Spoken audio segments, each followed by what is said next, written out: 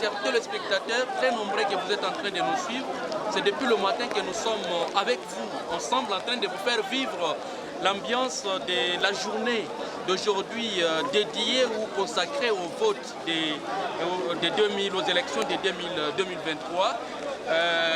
Présentement, il est 20 h. Nous sommes à Kolwezi. Là, nous sommes à la cité. À la cité, c'est-à-dire c'est un vaste quartier de la commune de Manika. Nous sommes dans un centre de vote.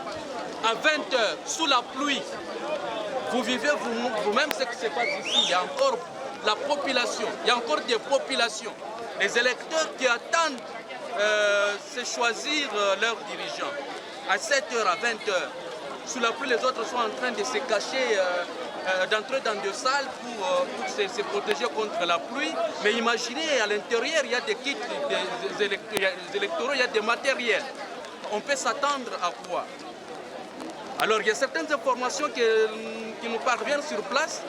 J'aimerais bien faire entrer un collègue qui est ici depuis longtemps, qui est en train de suivre de plus près ce qui se passe ici, M. Emmanuel. Vous allez bien? Nous sommes très bien, toujours au service de la nation.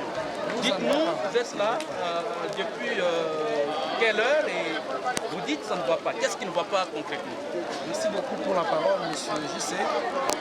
Chers téléspectateurs, nous sommes ici depuis 6 heures.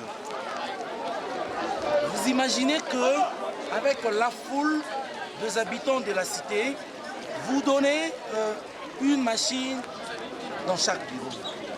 Depuis le matin, les gens sont ici. Une machine? Une machine, mon frère, vous pouvez visiter. Il y a une machine dans chaque bureau de vote. Et par moment, ces machines-là ont plusieurs caprices. Par moment, il faut chercher un technicien. Ça peut planter à tout moment. Et voilà, ça peut planter à tout moment. Vous imaginez, il faut chercher un technicien. Bien sûr, ils ont des techniciens dans leur centre. Le temps que le technicien finit, qu'il puisse terminer avec l'autre centre et venir terminer avec l'autre centre, c'est compliqué. Il est déjà 20 h. Vous allez vous rendre compte que dans plusieurs centres, il n'y a pas de lumière. La ville de Kolwezi, ce n'est pas la ville qui est éclairée. La capitale mondiale du cobalt. Voilà. Bon, je ne peux pas dire que c'est la capitale mondiale du cobalt. Parce que les conditions que le peuple lolabé sont en train de vivre et sont des conditions imaginables. Et comment ça se passe parce qu'il n'y a pas de lumière? Vous imaginez la CENI, une commission électorale indépendante de la RDC. Il manque même des éclairages. Ils sont en train de demander aux témoins de venir avec des lampes torches. C'est quel pays ça? S'il vous plaît, nous voulons le changement. Nous voulons choisir nos dirigeants. Nous voulons que le Congolais puisse mieux vivre. Nous voulons que la situation puisse changer. Mais que ça soit dans de bonnes conditions. Alors vous dites qu'il n'y a pas toutes les conditions ne sont pas réunies par la CENI. Mon frère, regarde toi-même. Il y a des gens qui sont en train de se mouiller. Regarde, est-ce qu'il y a la toiture où les gens peuvent se cacher? Ils sont en train de prévenir ici. Il n'y a pas un hangar où les gens peuvent se cacher ou se protéger. Mais tout le monde est en train de dire qu'ils ne vont pas quitter cet endroit sans pour autant voter leurs dirigeants.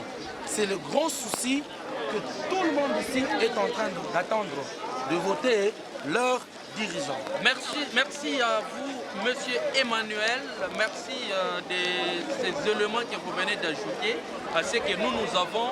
Mais je vais éclairer aussi à la population que parmi tous ces électeurs, il y a les autres qui sont là depuis le matin, depuis 6 heures, à l'heure à laquelle les bureaux ont été déjà ouverts.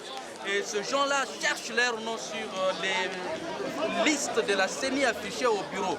Ils ne retrouvent pas leur nom, les autres ne savent pas. Ils iront voter où, dans quel bureau. Donc c'est très compliqué. Nous sommes sous la pluie, il est 20 h. On ne sait pas si ça va aller jusqu'à minuit, ça va aller jusqu'à demain. Ces gens vont dormir ici. Nous allons vous revenir pour vous faire vivre la suite de ce qui se passe dans le centre ici à Kolwezi, chef-lieu de la province du Lualaba. C'est Jean-Claude Moukéni.